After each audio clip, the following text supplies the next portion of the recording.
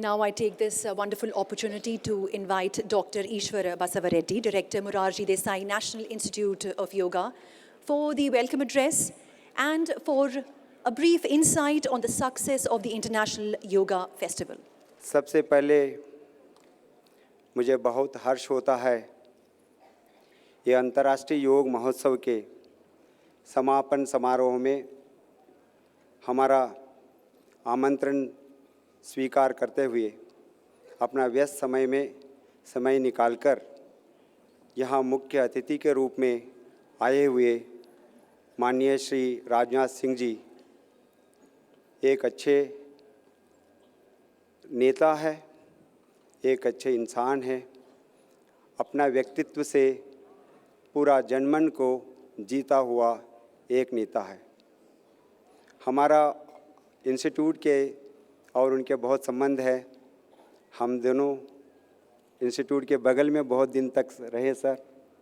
आपको हम बहुत नज़दीक से देखा है कि आप सरलता को, इससे ज़्यादा आप खुद अभ्यास करते योग को, योग का प्रेमी है। हम यहाँ उपस्थित सभी लोगों के तरफ से, आयुष मंत्रालय के तरफ से, मोरारजी देसाई राष्ट्रीय योग संस्थान के तरफ से मैं आपको सहृदय यहाँ स्वागत करता हूँ, आमंत्रण करता हूँ बहुत प्रेमपूर्वक से।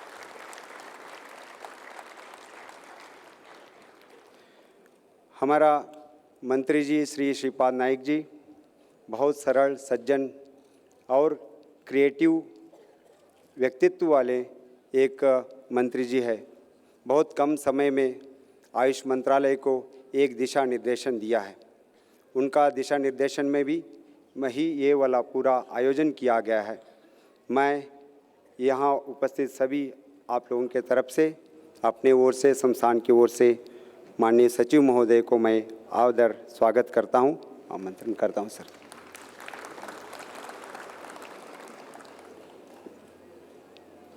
आठ 10-15 दिन पहले मैं और सचिव महोदय स्वामी जी से मिलने के लिए गए थे हम लोग। तब स्वामी जी ने मैं ज़रूर इस महोत्सव में भाग लूँगा। स्वामी बाबा रामदेव जी ने अपना बहुत व्यस्त समय में पूरा आधा दिन यहाँ उपस्थित सभी योग बंधुओं को उद्देश्य करके बहुत सारे विचारों को हमने सामने किया। स्वामी बाबा रामदेव जी योग को जनमन तक पहुँचने में अपना पूरा योगदान दिया। हम उसको एक साधक के नाते बहुत गौरव से, आदर से हम हमेशा उनको याद करते हैं। उनका जो कंट्रीब्यूशन है योग के लिए दुनिया भर जाना माना जाता है। स्वामी जी, हम आपको बहुत प्रेम से, आदर से स्वागत करते हैं। 2 शब्दों में जो 3 दिन का इस महोत्सव में जो भी कार्यक्रम हुआ उसका मैंने संक्षेप में आपके सामने रखने का एक प्रयास करूंगा। 20 तारीख को इसका उद्घाटन हुआ। माननीय आयुष मंत्री जी श्री श्रीपाद नाइक जी और डॉक्टर HR नागेंद्र जी और बहुत सारे संस्थाओं के जो मुखिया थे, सभी लोग यहाँ उपस्थित होकर उसका उद्घाटन महोत्सव में हमारा 15 इंस्टीट्यूशन का हेड ऑफ द इंस्टीट्यूशंस थे, वो सारे मिलकर उसका उद्घाटन हुआ। उसी संदर्भ में जो कॉमन योगा प्रोटोकॉल का जो नया रूप दिया गया 45 मिनट का, उसका विमोचन भी हुआ है। और उसके बाद हर रोज़ यहाँ 4-4 सत्र चला। 14 योगा संस्थाओं की कार्यशालाएँ चली। सवेरे से लेकर शाम तक, सवेरे 7 बजे से शाम तक कार्यशाला चली। 80 से ज़्यादा विशेषज्ञ और योग गुरु यहाँ अपना उपन्यास दिया। उनका बुक्स का सारे प्रदर्शन हुआ। 2000 से लेकर 3000 लोग हर रोज़ यहाँ इन कार्यशालाओं में भाग लिया। उसके साथ साथ देश के विभिन्न कोने से आए हुए योग डेमोन्स्ट्रेटर्स है, योग गुरु है, अपना प्रदर्शन किया। यहाँ बहुत अच्छी ढंग से प्रदर्शन किया, कल्चरल प्रोग्राम किया। एक महोत्सव का एक आयोजन इसलिए किया है कि हमें अंतर्राष्ट्रीय योग दिवस पर किस दिशा में जाना चाहिए, मिलजुल कर जाना चाहिए, स्वस्थ रहने का, योग जीवन शैली अपनाने का एक संदेश देने का पूरा प्रयास इस महोत्सव में दिया गया। हम डॉक्टर बासवरेड्डी जी के अति आभारी, उनके संदेश के अति आभारी। और देवियों व सज्जनों, अंतर्राष्ट्रीय योग महोत्सव हम सभी के लिए एक अलौकिक अनुभव रहा है और अपने इसी अद्भुत अनुभव को हम सभी के साथ साझा करने के लिए हम आमंत्रित करते हैं अपने प्रतिभागियों में से एक, श्रीमती सविता भूटानी जी को। नमस्कार। लोका समस्ता सुखिनो भवन्तु। ओम शांति शांति शांति। Morarji Desai National Institute of Yoga को, मिनिस्ट्री ऑफ आयुष को, डॉक्टर बसवर रेड्डी जी को और सभी आयोजकों को मैं बहुत बहुत बधाई देती हूँ और आर्ट ऑफ लिविंग की तरफ से आंतरिक धन्यवाद देती हूँ। उन्होंने इतने सुंदर उत्सव का, योगा उत्सव का आयोजन किया और ये सिर्फ उत्सव नहीं रह गया, ये एक यज्ञ बन गया जिसमें 20 से अधिक योग संस्थानों ने अपनी आहुति दी, हज़ारों योगियों ने अपनी आहुति दी और कितने सारे डेलीगेट पूरे देश के कोने कोने से आए। It provided a tremendous platform for exchange of yogic knowledge and yogic practices. And what is more important, that we came together in the spirit of celebration of yoga, in the spirit of togetherness. Yoga, which is the biggest contribution of India, our nation, to the whole world, to the humanity. And we are proud of this contribution. इसी के साथ मैं अपने गुरुजी श्री श्री रविशंकर जी का संदेश देना चाहूँगी, वासुदेव कुटुंबकम का, वन वर्ल्ड फैमिली और संगच्छत्वम, लेट्स मूव टुगेदर। नमस्कार। हम आमंत्रित करते हैं पूजनीय स्वामी शांत आत्मानंद जी को। ओम असतो मा सद्गमय तमसो मा ज्योतिर्गमय मृत्योर्मा अमृतंगमय। ओम शांति शांति शांति। Respected Honorable Minister Rajnath Singh ji, Sripad Naik ji, Shraddheya Baba Ramdev ji, Sister Shivani ji, and other dignitaries on the dais, and the wonderful delegates and other participants of this 3-day yoga festival. It has been a very unique event, and it's really heartening to note that because of the wonderful efforts of Ayush and others, yoga is really picking up in a remarkable way. It's really our own, our country's, our own heritage, our rich position. So we should do more and more to really take it up to the grassroots level and spread it wonderfully. Now, generally, normally religions are considered as a set of theories based on beliefs. And so that's why each religion has its own set of beliefs, and quite often it is contested. They often try to say what they say alone is good and so on. But actually, if we go deeper into the origin of all the religions, it's very clear that all the religions are really based on the experiences, quite often, of their great founders. For example, if you take Christianity, it's largely based on the experiences of Christ. Similarly, Buddha's experiences led to Buddhism and so on. In Hinduism, we have innumerable rishis and others whose experiences form the core of our own Hindu religion, so to say. But then with the passage of time, many of the religions say that these experiences are not replicable. We only have to live on beliefs. It's no longer possible to bring them into practice. So that is why then many of those who are opposing religion or who move away, they often feel that, why is this way? Then if we cannot experience, why should we believe in a particular set of dogmas and doctrines and so on? So that is leading to quite often people moving away from religion itself. In this context only, yoga becomes extraordinarily important. It's a wonderful science, much more ancient, as our Baba Ramdev ji was also talking to us before the beginning of this program. It is thousands and thousands of years of heritage, and is much before than the origin of many of the religions which are prevalent today. So in that sense, yoga is an extraordinary system of scientific methodology by which each and every aspirant, each and every practitioner can realize the ultimate truth for himself. So yoga, in essence, is how each and every practitioner can get at the ultimate truth through a system of scientifically set practices.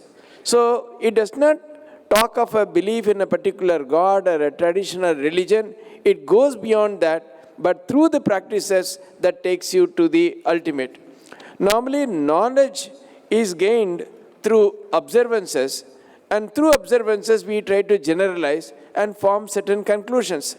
So is normally in the external world, we have a lot of opportunity to observe externally, And then through that, we form generalizations and ultimately we come to conclusions.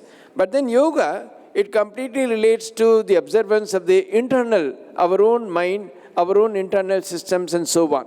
Just as we believe that mind is connected to the body, mind can impinge upon the body or influence it, in the same way, body can also influence the mind. Sometimes when you don't feel well, you are mentally also not that all right or that cheerful or that in a positive frame of mind. So these two are so closely related. So through the process of normally to gain the external knowledge, we have many instruments, many ways of doing these observations and forming conclusions.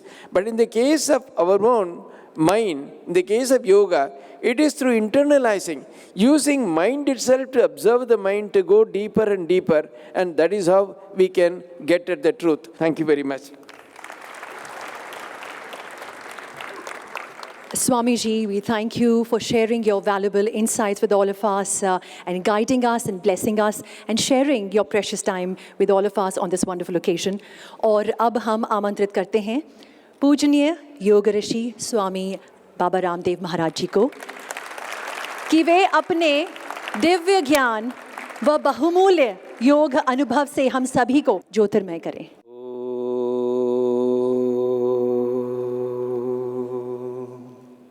असतो मा सद्गमय तमसो मा ज्योतिर्गमय मृत्योरमा अमृतं गमय। ओम शांति शांति शांति। जो एक बहुत अच्छे इंसान हैं, एक श्रेष्ठ वक्ता हैं, एक आदर्श प्रशासक हैं और अपने वैयक्तिक जीवन में भी और सार्वजनिक जीवन में भी एक योगी और एक योद्धा की भूमिका निभाते हैं। ऐसे आदरणीय श्री राजनाथ जी को बहुत बहुत हम सबके ओर से शुभकामनाएं। इस योग को उन्होंने गौरव दिया है और अंतर्राष्ट्रीय ये जो योग महोत्सव हो रहा है, इसमें उपस्थित होकर के उन्होंने अपने राष्ट्र धर्म के साथ इस योग धर्म को भी बहुत महिमा प्रदान की। और आदरणीय श्री श्रीपाद नायक जी, ये हमारे पुराने शिष्य हैं। गोवा में जब हम प्रथम बार गए थे आज से करीब 12 वर्ष पहले, तब से ही योग में समाहित हैं और अब आयुष मंत्रालय का कुशलतापूर्वक नेतृत्व कर रहे हैं हमारे सभी अधिकारीगण, जिन्होंने बहुत पुरुषार्थ किया है। मोहन शरण जी, आदरणीय श्री अनिल गनेरीवाल जी, डॉक्टर ईश्वर जी और हमारे सभी श्रद्धेय पूज्य वंदनीय संत महापुरुष पूज्य स्वामी शांत आत्मानंद जी महाराज और हमारी श्रद्धामयी राजयोगिनी बहन शिवानी जी, भाई राजीव जी और आदरणीय श्री भोले जी। मेरा योग का जो एक गहरा पक्ष है उसके संदर्भ में प्रबोधन यहाँ हो चुका है कि योग का जो अल्टीमेट गोल है वो जीवन में पूर्णता प्राप्त करना है। कोई भी अधूरी ज़िंदगी नहीं जीना चाहते हैं, सब पूरी ज़िंदगी जीना चाहते हैं, जहाँ ज्ञान की पूर्णता हो, जहाँ प्रेम करुणा वात्सल्य की पूर्णता हो, जहाँ सुख की पूर्णता हो, खंडित सुख नहीं अखंड सुख हो, जहाँ ऐश्वर्य की पूर्णता हो, सब प्रकार की जीवन में दिव्यता हो। इसलिए मैंने प्रारंभ किया था प्रथम सत्र, पूर्णमदः पूर्णमिदं पूर्णात् पूर्णमुदच्यते पूर्णस्य पूर्णमादाय पूर्णमेवावशिष्यते। अभी दूसरे सत्र में मैं संक्षिप्त से कुछ बातें कहना चाहता हूँ। एक आम आदमी के लिए योग क्या है? तो एक आम आदमी के लिए उसकी अपनी ज़िंदगी से योग शुरू होता है। एक आदमी यदि योग करता है तो शारीरिक रूप से वो बहुत सबल रहता है। 1 से 5% हम अपने शारीरिक, मानसिक, बौद्धिक, आध्यात्मिक बल का उपयोग कर पाते हैं। योगी व्यक्ति का शारीरिक सामर्थ्य बहुत अधिक बढ़ जाता है, उसका बौद्धिक आत्मिक सामर्थ्य बहुत बढ़ जाता है। योग की विभूतियों की बात की जाए तो योग से तो अतीन्द्रिय शक्ति मिल जाती है, अतीन्द्रिय ज्ञान मिल जाता है। और हमने इस सत्य को अनुभव किया है। जैसे मैंने आरोग्य की दृष्टि से जब योग के संदर्भ में कहा तो जहां आधुनिक चिकित्सा विज्ञान की सीमाएं खत्म हो जाती हैं, वहां से योग शुरू होता है। और ये चमत्कार हमने लाखों करोड़ों लोगों की जिंदगी में देखा है। मॉडर्न मेडिकल साइंस में बोला जाता था आप ब्लड प्रेशर को कंट्रोल तो कर सकते हो, क्योर नहीं कर सकते। आप थायराइड को कंट्रोल तो कर सकते हो, अल्ट्रोक्सिन आदि की गोलियां खा के आप इसको क्योर नहीं कर सकते। आप अस्थमा को क्योर नहीं कर सकते। रेमेटॉइड अर्थराइटिस होता है, आर फैक्टर पॉजिटिव होता है, उसको नेगेटिव नहीं कर सकते। आपका hepatitis A B C positive आ गया, उसको नेगेटिव नहीं कर सकते। हमने एक दो नहीं, हजारों नहीं, लाखों लोगों की जिंदगी में किया कि लोगों का बीपी क्योर हुआ, थायराइड क्योर हुआ, अर्थराइटिस क्योर हुआ। इससे दुनिया में शोर भी हुआ, लेकिन आज पूरी दुनिया मानती है कि योग एक बहुत बड़ा विज्ञान है। कि हमारे पूर्वजों का बहुत बड़ा धरती के लिए वरदान है, उनकी बहुत बड़ी विरासत है। और अब अच्छी बात है कि योग के नाम पर जो हमारी सबसे बड़ी विरासत है, उसके नाम पर अब कोई सियासत नहीं हो रही। सभी दल कमोबेश योग करने लगे हैं। राजनीतिक रूप से भी इसको स्वीकार्यता मिली। और पिछली बार जब अंतर्राष्ट्रीय योग दिवस पूरे वैश्विक पटल पर मनाया गया, चाहे वो हिंदू प्रधान राज्य थे, शासन था जहां पर, चाहे वो क्रिश्चियनिटी प्रधान देश थे, इस्लामिक देश थे, 192 देशों ने योग को मना करके एक मिसाल कायम की पूरी दुनिया में। यह अपने आप में योग की बहुत बड़ी स्वीकार्यता। ये कहती है कि योग वैज्ञानिक है, योग सार्वभौमिक है और ये पंथनिरपेक्ष है, साइंटिफिक, यूनिवर्सल और सेक्युलर प्रैक्टिस है योग की। क्योंकि योग में तो योग तो शब्द से परे की बात है। ये सारे मजहब तो शब्दों में है। अब कोई आदमी शीर्षासन करता है तो कौन से मंत्र बोलने की जरूरत है। कोई कपालभाति करता है, बोलेगा तो दिक्कत आएगी करने में। कोई अनुलोम विलोम करेगा, इसमें ये तो शब्दों से, मजहबों से परे है योग। तो योग यदि अडॉप्ट कर लिया जाए तो पूरी दुनिया में करीब 100 लाख करोड़ रुपए का दवाओं का और ये जो फूड सप्लीमेंट्स और न्यूट्रिशंस का और तमाम तरह के विटामिन्स का, एंटीबायोटिक्स का व्यापार है। मुझे लगता है ये 100 लाख करोड़ रुपए दवाओं में न बर्बाद हो करके इस मानवता के सृजन में, निर्माण में खर्च होगा। अकेले भारत में करीब 10 लाख करोड़ रुपए का पैसा बर्बाद हो जाता, 10 लाख करोड़ रुपए। और दूसरा, नशे में जो योग करता है ना, उसको नशा करने की इच्छा ही नहीं होती, वैसे ही फुल नशे में रहता हो। अब योगी वो वैसे इतने नशे में रहता है क्योंकि उसका एंडोर्फिन का लेवल ऐसे ही बढ़ जाता है। ये साइंटिफिक बात है, कोई ये मजाक की बात नहीं है। योग करने वाला कोई नशा नहीं करता, और जो नशा नहीं करता तो 99% अपराध तो इसी से खत्म हो जाते हैं। अपराध नशे से पैदा होता है। अपराध के मूल में नशा है, ड्रग्स है। तो इस देश को हमें नशा मुक्त करना है, इस देश को हमें रोग मुक्त करना है, इस देश को हमें तनाव मुक्त करना है। और परस्पर सारी भी हमारे ये दीवारें हैं मजहबों की, जाति पंथ मतों की, इनको भी मिला करके सारी मानवता को एक करना है। तो योग सर्वश्रेष्ठ है, और तो इससे बढ़िया तो कोई उपाय नहीं।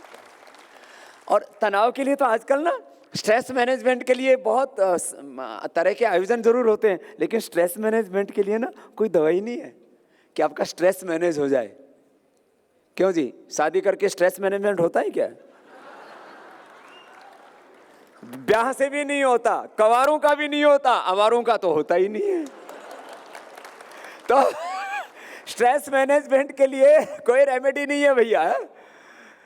स्ट्रेस मैनेजमेंट के लिए तो योग ही है। योग हमें भीतर से पूर्ण शांत रखता है, साथ ही बाहर से पूर्ण क्रियाशील। अभी राजराज जी कह रहे थे, क्या बाबा जी योग शांत कर देता है क्या आदमी को? मैंने कहा मुझे देख लो। पूज्य स्वामी जी महाराज जी का नाम आया तो उनको थोड़ा जिज्ञासा उत्पन्न हुई कि शांत आत्मानंद जी ये नाम संज्ञा क्यों रखी गई है। योगी भीतर से पूर्ण शांत होता है और बाहर से पूर्ण क्रियाशील होता है। यही योग का और योगी का लक्षण है। योगस्थः कुरु कर्माणि संगम त्यक्त्वा धनंजय। योग भी करो, युद्ध भी करो। धरती जैसा धैर्य, अग्नि जैसा तेज, वायु जैसा वेग, जल जैसी शीतलता और आकाश जैसी विराटता होती है योगी व्यक्ति। ये ब्रह्मांड का सत्य है। तो योगी भीतर से पूर्ण शांत रहता है, बाहर से पूर्ण क्रियाशील रहता है। कितनी महिमा है योग की, है ना। आप सभी तो ऐसे ही जीना चाहते हो ना, कि आप इतने एक्टिव रहें, इतने प्रोडक्टिव रहें, इतने क्रिएटिव रहें, इतने इनोवेटिव रहें कि सबसे आगे हों। प्रगति किसकी होगी? जिसमें गति होगी। जिसमें गति नहीं होगी तो उसकी दुर्गति होगी। तो योग हमें शारीरिक सामर्थ्य देता है, बौद्धिक सामर्थ्य देता है, सामाजिक सामर्थ्य देता है। आज हमारे 2 हाथ नहीं, आज हमारे लाखों हजारों करोड़ों हाथ हैं, क्योंकि योग करने से हम सबके साथ कनेक्ट हो जाते हैं। सारी समष्टि हमारे साथ हो जाती है, सारी देवी शक्तियां हमें आशीष देते हैं और स्वयं भगवान हमें आशीष देते हैं। ये योग की महिमा है, बहुत बड़ी महिमा है योग की। योग करोगे तो आपके भी 2-2 हाथ नहीं होंगे, आपके भी सैकड़ों हजारों हाथ आपके साथ हो जाएंगे, जैसे हमारे साथ हुए। सामाजिक दृष्टि से, आध्यात्मिक दृष्टि से, राजनीतिक दृष्टि से। आज आदरणीय राजनाथ जी योग करते और गिलोय पीते। इनका सीक्रेट भी बता देता, इसलिए इतने स्मार्ट दिखते हैं। अब इनको इन्होंने कोई क्रीम पाउडर लगा रखा है, कितने चमक रहे हैं। जवानों को ईर्ष्या हो रही होगी। तो जो भाई योग करते हैं ना, उनके अच्छे दिन जरूर आ जाते हैं।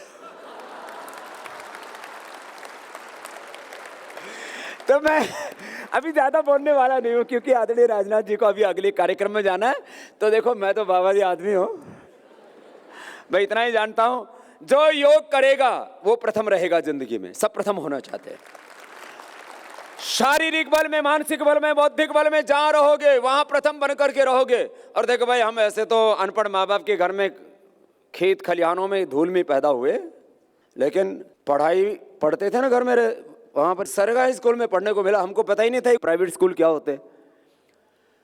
पढ़ाई में नंबर 1 रहे। योग किया तो भगवान ने इस बात के लिए निमित्त बनाया कि घर घर में योग को पहुंचाने के लिए भगवान ने हम जैसे अदने सन्यासी को भी चुन लिया। आयुर्वेद में जो काम किया तो नंबर 1।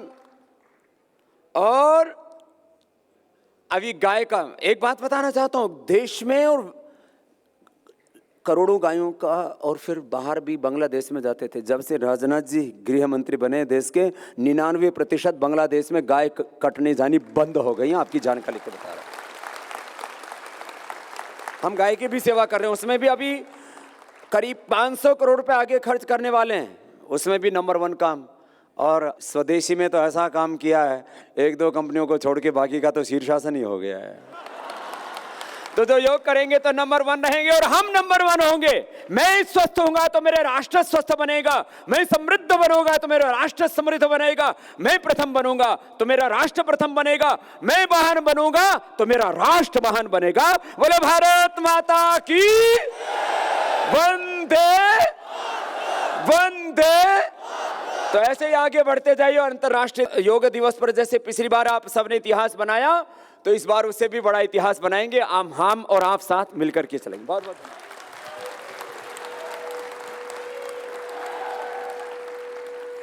पूजनीय स्वामी जी, हम आपके अनमोल वचनों के अति आभारी।